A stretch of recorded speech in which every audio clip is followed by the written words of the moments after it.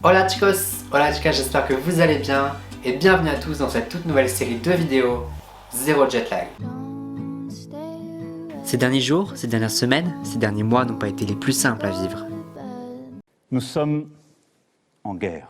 Pour le bien de tous, notre liberté s'est retrouvée restreinte, et elle est encore aujourd'hui. Ces vacances et l'été 2020 resteront spéciales aux yeux de tous. C'est pourquoi j'ai réuni mon équipe de choc pour vous proposer un road trip fait maison. Pendant cette semaine, nous allons ensemble découvrir la culture et les coutumes de différents pays.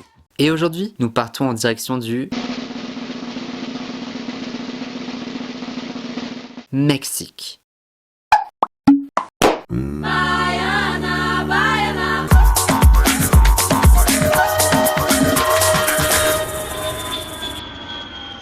Vous l'aurez compris maintenant, notre voyage va commencer au Mexique. Alors avant de commencer la vidéo plus en détail, je voulais vous donner quelques infos de base quand même. On part pas sans connaissance. Le Mexique se trouve en Amérique centrale et fait près de 4 fois la taille de la France. Gros pays. Son nombre d'habitants est de 126 millions et on y parle essentiellement espagnol. Et il faut savoir que le Mexique c'est un pays qui est en développement puisque c'est la 15e puissance mondiale. Petite fun fact du jour, le Mexique c'est le pays dans lequel on va consommer le plus de Coca-Cola au monde, avec près de 20 litres par an et par personne. Et mon invité du jour c'est Roxana, donc mon amie mexicaine que vous aurez reconnue. Hola chicos, hola chicas, comment allez-vous? Du coup vous aurez reconnu Roxana parce qu'on avait fait une vidéo ensemble il y a quelques temps maintenant quand elle était en France. Mais forcément depuis t'es rentrée au Mexique. Oui, ça fait presque un an que je suis retournée. Bah oui déjà, hein, ça passe vite. Oui, mais comme tu sais, le coronavirus est dans tout le monde. Mais ici au Mexique, on continue jusqu'à, je pense, septembre. Et on ne sait pas encore toujours parce qu'ici c'est très haut, il y a beaucoup de cas. Alors moi, ça fait un petit peu plus de 3 mois que je suis chez moi. Puis on doit rester chez nous pour que ça baisse. Du coup, pour vous expliquer un peu le but de la vidéo, il y a quelques jours, j'ai demandé à mes abonnés sur Instagram de me dire quels étaient leurs clichés, leurs stéréotypes sur le Mexique. Et du coup, comme je suis en compagnie d'une Mexicaine, elle va me dire si ces clichés, ces stéréotypes sont vrais, s'ils sont faux. On va en discuter ensemble, elle va nous expliquer tout. Ok, t'es prête à tout entendre? Tout. On commence par dans le vif du sujet. Hein. Il y a quelqu'un qui m'a dit « Les Mexicains sont gros ». Gros? Je peux dire que la plupart, oui. Je sais pas, c'est parce qu'ici on a trop de choses de nourriture qui sont frites, tu vois. Et on mange vraiment beaucoup. Alors moi je pense que c'est un peu vrai. En plus les statistiques disent que on a la première place en obésité en enfant. Alors je pense qu'il y a quelque chose de vrai. C'est pas très bien, c'est pas quelque chose qui me rend très heureuse, tu vois. Mais c'est quelque chose qui est vrai. Ok, alors on passe à la suite, on va continuer dans le même thème à peu près parce qu'on va parler de nourriture. Et il faut savoir qu'il y a au moins la moitié des réponses qui m'ont été données, ça concernait la nourriture. J'imagine. Voilà, on m'a dit que au Mexique, vous mangez des faritas, des tortillas, du guacamole tous les jours. Ben, pas tous les jours. On mange pas vraiment des fajitas. Les fajitas c'est du Tex-Mex et c'est plutôt de la nourriture américaine. De Mexique, oui, il y a ça, mais c'est pas très... Quand tu dis de la nourriture mexicaine, au moins ici au Mexique, tu penses pas à des burritos ou des fajitas. Tu penses plutôt à el mole, enchiladas, tacos, pipián. Alors ça c'est plutôt de la nourriture mexicaine. C'est vrai qu'on mange ici tous les jours tortillas. Et le guacamole, pas tous les jours, mais oui, on mange beaucoup d'avocat. Parce que c'est délicieux. Je me rappelle, le meilleur guacamole que j'ai mangé, c'était le tien. Il était super bon. Bon, même si à un moment donné, il était un petit peu piquant. Je l'ai acheté tous les trucs. Là, je crois que je suis tombé sur un bout. Oui, tu commences à devenir rouge. Alors, on continue avec le troisième stéréotype et forcément c'est lié.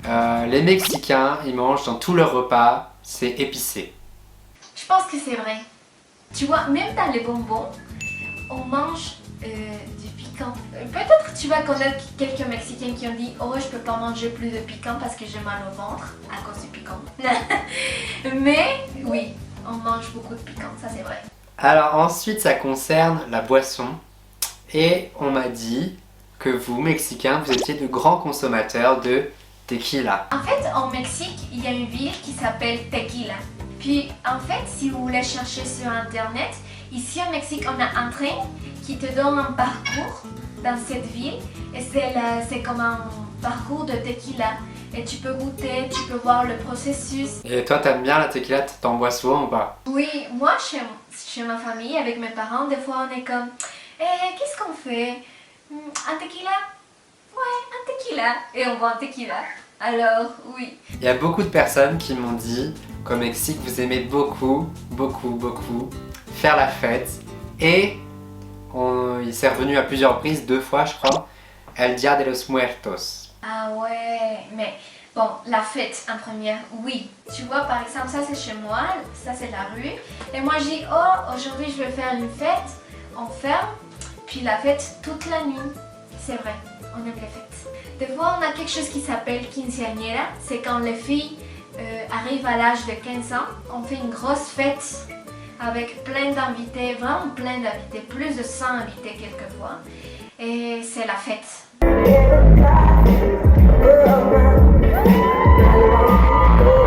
Et par rapport au jour de mort, oui, c'est une tradition mexicaine. C'est au début de novembre.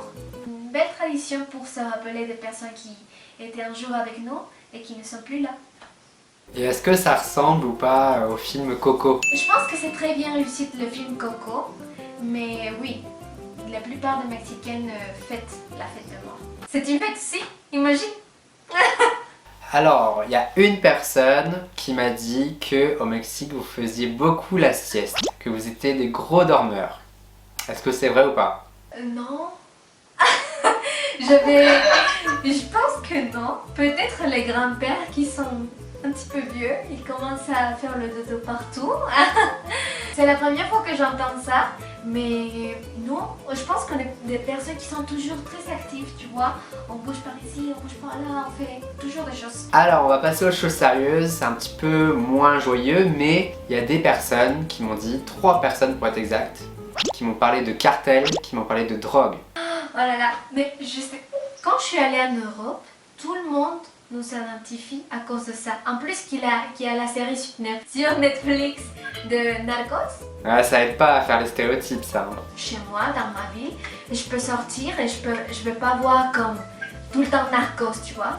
C'est comme, oh oui, il y a de la drogue. Non, non.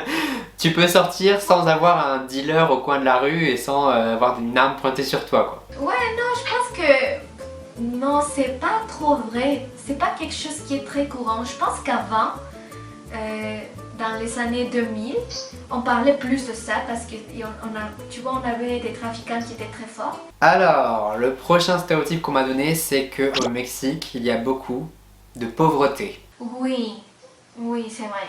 Je pense que ici, malheureusement au Mexique, il y a comme des riches qui sont vraiment riches. Il y a des personnes qui sont pauvres. Il n'y a presque pas de personnes qui sont dans un niveau moyen. C'est difficile de se retrouver ici. Là, dans le confinement, il y a beaucoup de personnes qui ont perdu son travail. Et malheureusement, on ne reçoit pas comme un appui du gouvernement. Ça, c'est quelque chose qui est vrai. C'est quelque chose qui me rend pas heureuse de parler, mais c'est la vérité. Et c'est difficile. Il y a des personnes qui sont comme je peux plus payer le loyer, compte d'enfants, qui doivent manger. Et tu dis qu'est-ce que je fais? Je paye le loyer ou je mange. Et c'est difficile. Alors c'est vrai. Ici au Mexique, on a un niveau de pauvreté grand. J'ai gardé le meilleur pour la fin. Il y a eu 6 fois cette réponse. Tu vas me dire si c'est vrai ou pas. En plus, j'ai amené un petit truc. Hop. Est-ce que c'est vrai ou pas, Roxana, qu'au Mexique, vous avez tous un sombrero? Et je vais vous laisser ça à vous, mais un petit moment.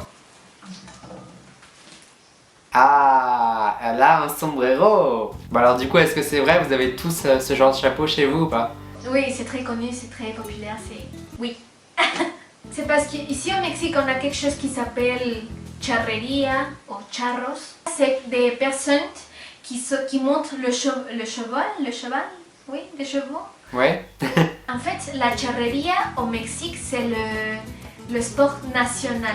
C'est pas comme le sport, c'est pas que tu le frappes et tout ça, non, non, non, c'est tu fais, ici au Mexique on dit que tu fais danser le cheval parce qu'il commence à marcher tout beau, il fait des petits trucs et il y a des femmes qui montent au cheval, mais pas comme ouvertes, mais comme ça. Elles sont toutes habillées avec une belle robe et c'est très beau. Oui. En un día domingo feliz arrancará, iba con la mira de llegar al norte.